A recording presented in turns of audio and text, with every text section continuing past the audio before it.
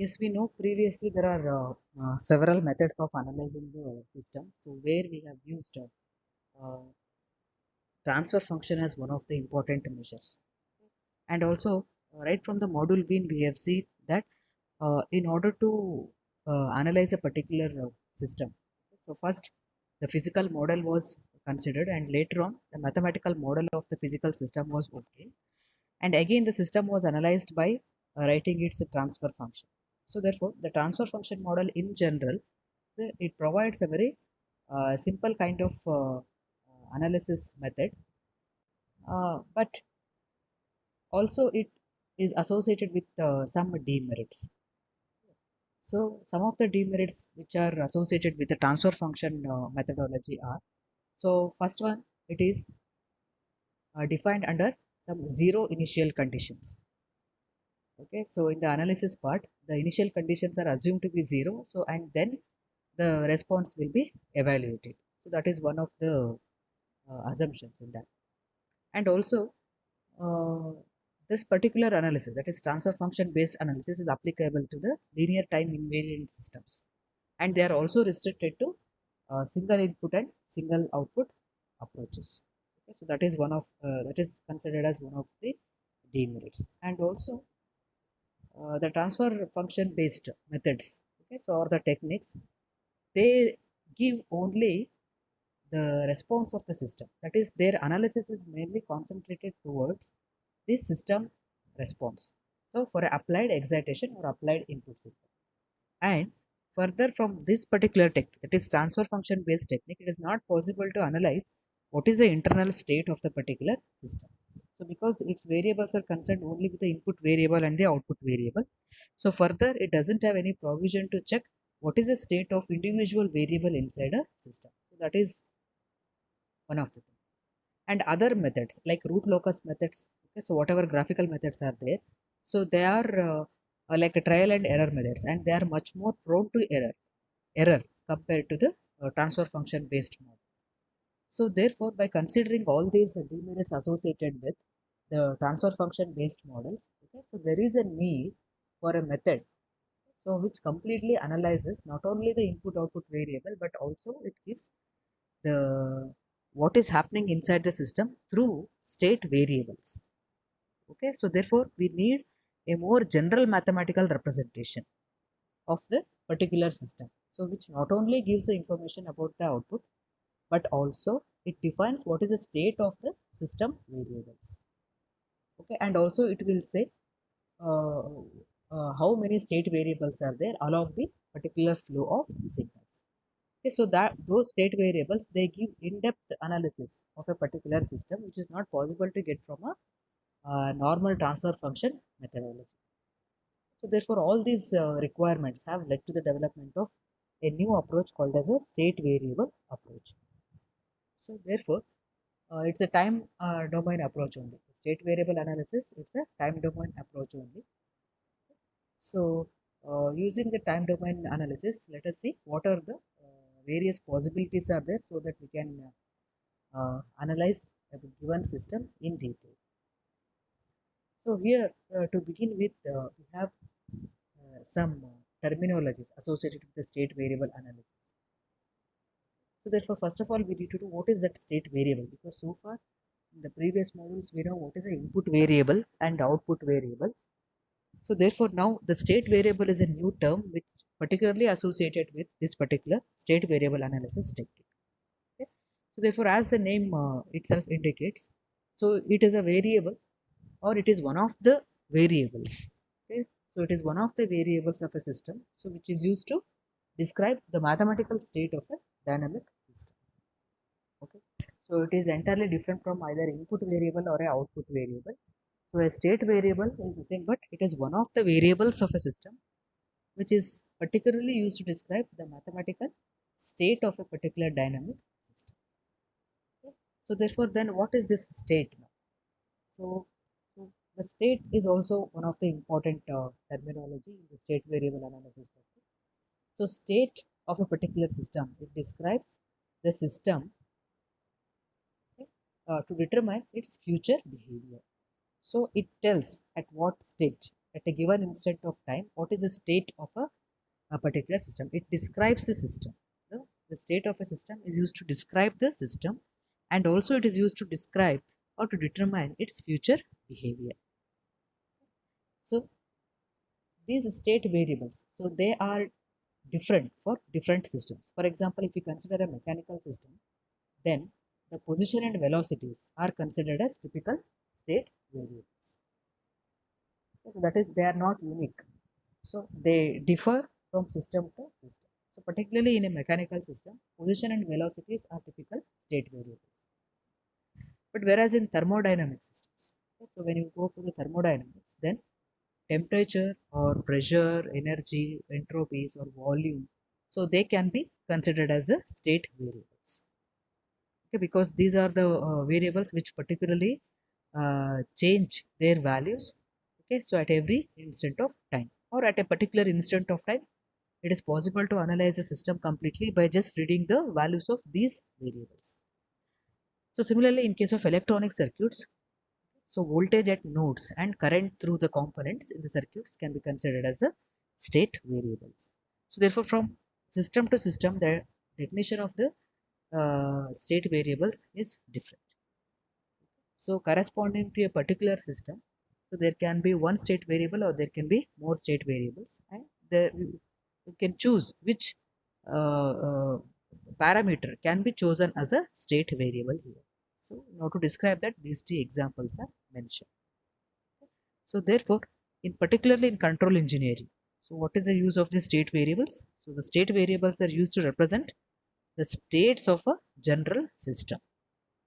Okay, and but by once collecting the state variables, so all the state variables are used to describe the state space of a particular system.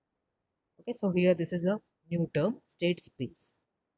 So all the state variables are of a general system. So further they are used to describe state space of a particular system. So what is a state space now? So state space representation is nothing but it's a mathematical model, okay, of a physical system as a set of input, output, and state variables related by first order differential equations. So whatever the state variables are there, which are giving the full information about the system. So those state variables, so they further use to describe the state space of a system. So state space is nothing but again a mathematical model of a physical system. So as a set of input variable, output variable, as well as state variable. And these are all these variables are related by first order differential. So every system is associated with a state space, which is in turn described by the set of all these variables. Therefore, then what is another terminology here? State variable model. Okay, now the state variable model. In the earlier models we have seen a physical model as well as a mathematical model, etc. So now here is a new terminology, state variable model. Now to understand this, we will consider an example of a simple RLC circuit where input is a voltage source. Okay, and the desired output information will be usually in such circuits voltages and currents associated with what variable various elements of a particular network. So consider a simple RLC circuit where the input is a voltage source. Okay. And in such a circuit, uh, the desired information or output is nothing but usually in the form of voltages and currents which are associated with the various elements present in the network.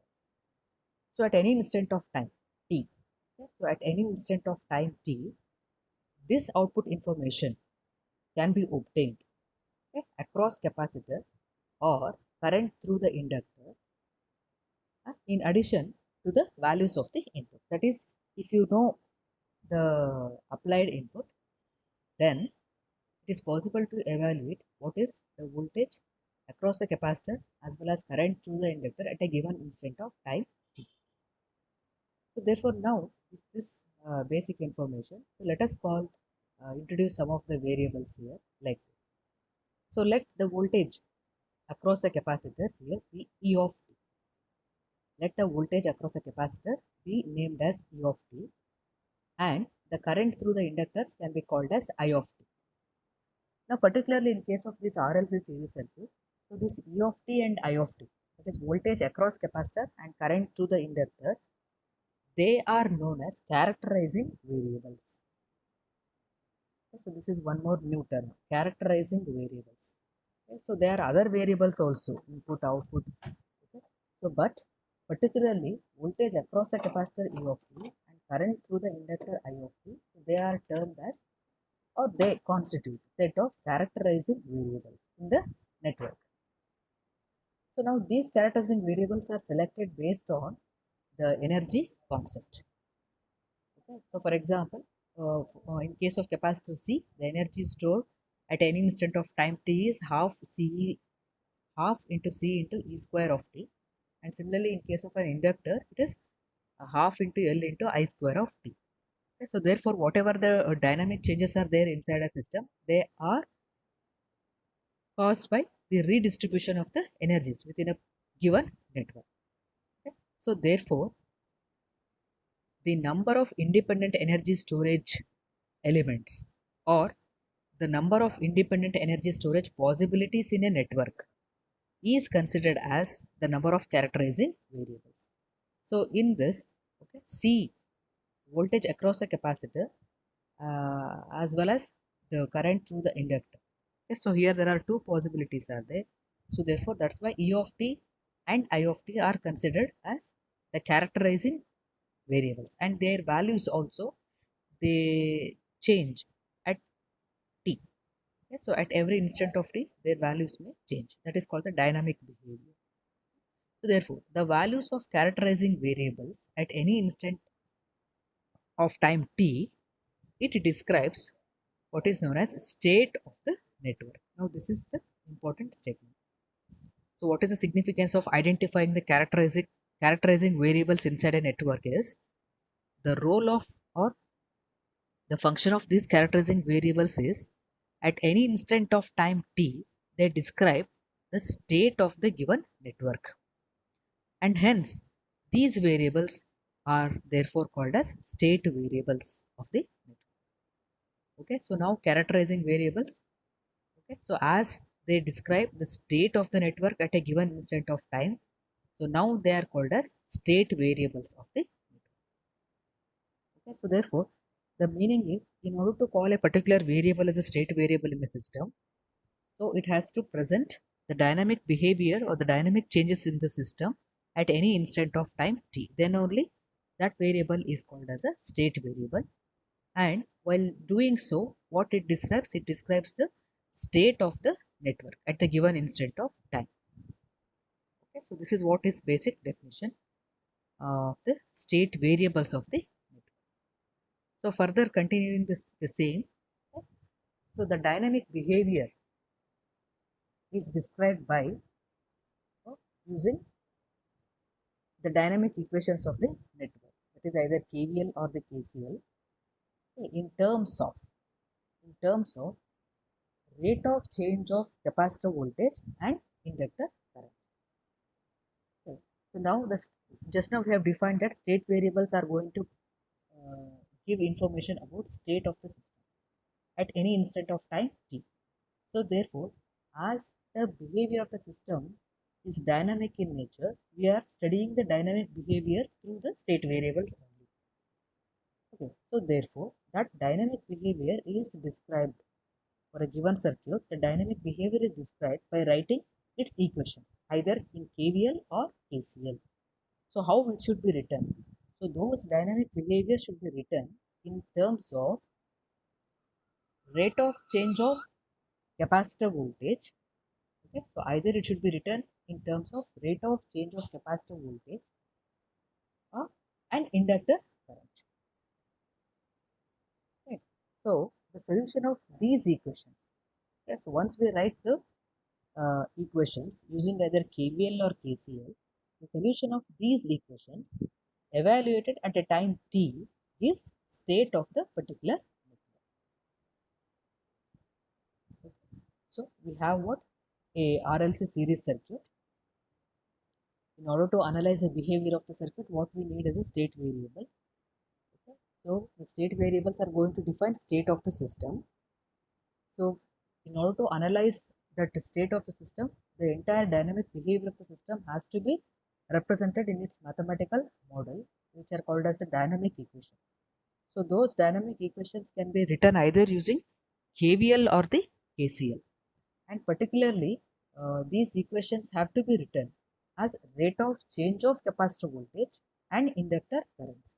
It is d by dt. The d by dt term should be there so that we can represent the rate at which the capacitor voltage and inductor current changes. And the solution of these two equations at a particular time t, they represent state of the network. Okay. So for example, here we have considered the RLC equation. So here EI represents the input voltage source, and U of t is a voltage across the capacitor, I of t is a current through the inductor, and Y of t is a output variable. Y of t can consider as a output variable. Okay. So therefore, for such a circuit, the dynamic equations. Okay, so this is what is the meaning of dynamic equation. So many times we have written this previously while writing the FV analogous circuits and all. We have used the same equations.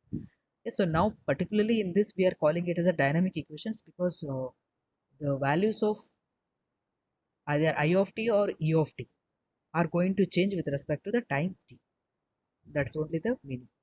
Therefore, the dynamic equations for such a RLC circuit are written as, so one equation is EI of t, that is the input voltage source. EI of t equal to R into I of t plus L into di of t by dt plus E of t. E of t is nothing but voltage across the capacitor. So in terms of voltage only, it's a KVL equation. So all terms are representing the voltage drops. So this is one equation which represents the relationship between input variables with all the voltages and the currents. And another equation is, so C into d by dt of E of t is equal to I of t. Okay, so these are known as governing equations of this particular system, because we have to write the dynamic equations as rate of change. Okay, so now why do we need these two equations? Because we have considered voltage and current as the two important characterizing variables here. So therefore I have to check how this E changes as well as how I changes. So therefore I of t equal to C into d by dt of E of t is considered as one of the equations for this particular circuit. Now after writing the basic two equations, rearranging the equations 1 and 2. So some rearrangement is required in order to correctly identify the equations, or in order to correctly write the equations according to this definition. What is that? The dynamic behavior is described by writing the dynamic equations in terms of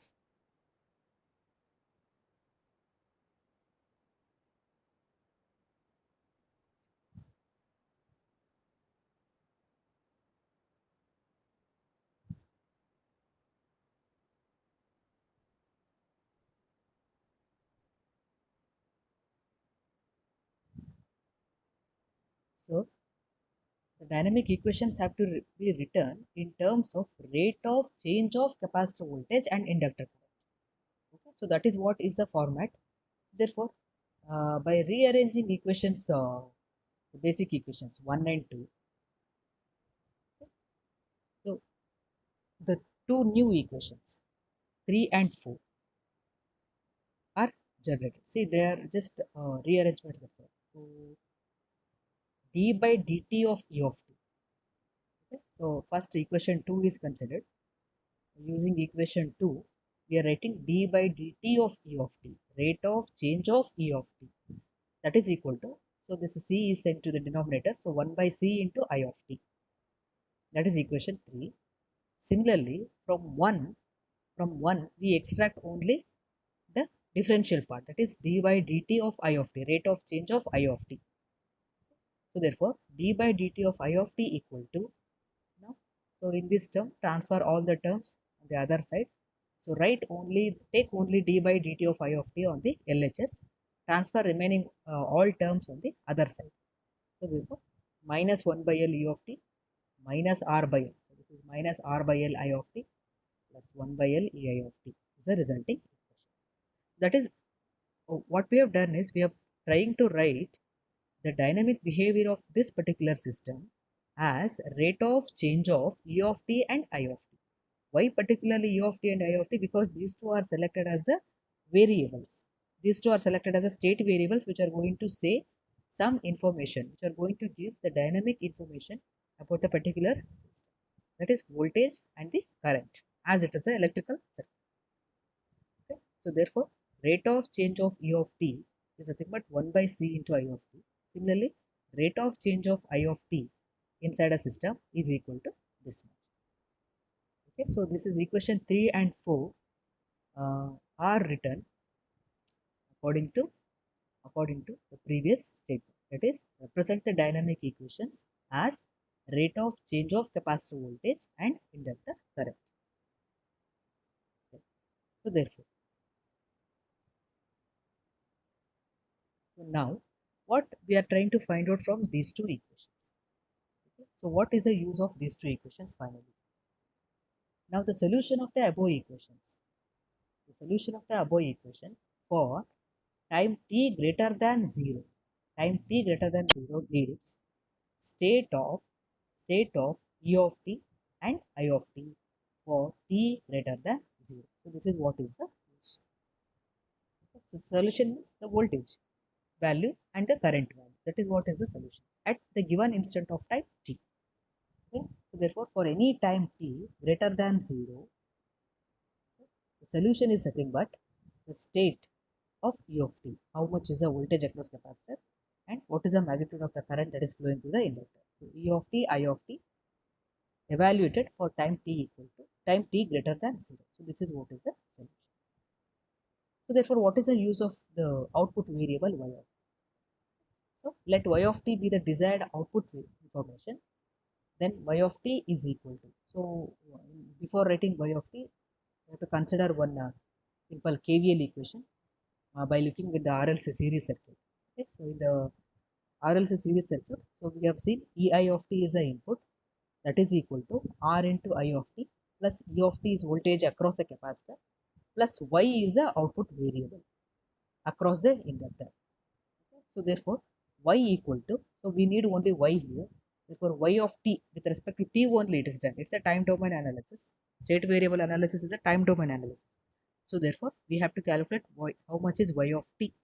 So Y of t equal to, just rearrange the terms. So transfer R of t and E of t on the other side. So Y of t is minus E of t minus R into I of t plus E I of t. So this is what is the output. Okay.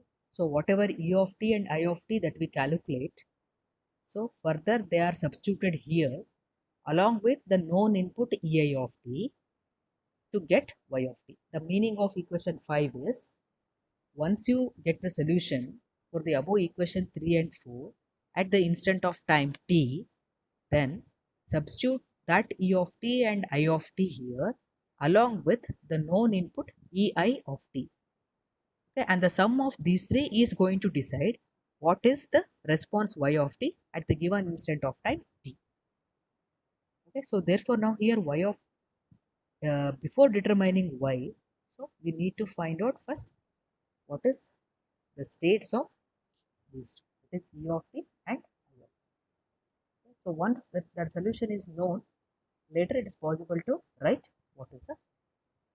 So therefore, equation 3 and 4, that is these two differential equations. Just observe these two, 3 and 4. Okay. So what is their significance? So equations 3 and 4, they give rate of change of state variables. That is important. So therefore now what are the state variables here? E of t and I of t are our state variables. Since E of t and I of t are our state variables, that's why we are taking them on the LHS and transferring all other terms on the RHS, because we want to see how the rate of change of these state variables is going to control the response. Okay, so therefore equation 3 and 4 they give rate of change of state variables. So inside we have written state variables are here. In this particular circuit, state variables are capacitor voltage U of t and inductor current I of t. Okay, so as it is a RLC circuit, these two are the variables. Okay, and this may keep on changing depending on the given circuit or depending on the given physical system also. Okay, and also the number of equations. Here there are only two equations, 3 and 4, because there are two state variables, E of t and I of t. So depending on the state variables, here equations they also may extend. So number of differential equations here, they depend on the number of state variables that are chosen for a particular system. Okay, so in particular for this RLC series circuit, so equations 3 and 4 are considered as, or they give the rate of change of the state variables. Okay, so therefore these two equations 3 and 4, okay, they are known by a particular name called as state equations. Okay, so now this is one of the important terms in the state variable analysis, state equations. So the state equations are nothing but the equations which give rate of change of state variables in terms of state variables and the input. Okay, so here this is done by equations 3 and 4. In this example, the equations 3 and 4, they are giving the rate of change of the two state variables, which are those capacitor voltage U of t and inductor current I of t. Okay, and they are giving the rate of change of state variables in terms of state variables and input. State variables and input. Okay, so because here we can see that in equations 3 and 4, so here we have the input term ei of t is there. Ei of t is there, and u of t and I of t are the state variables.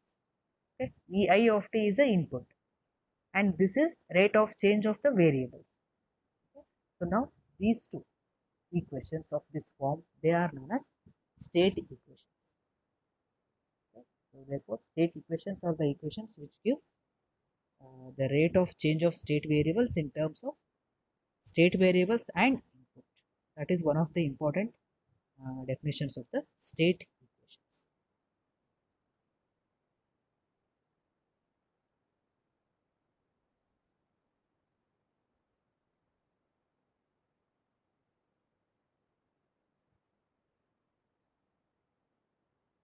So we will see next equation 5.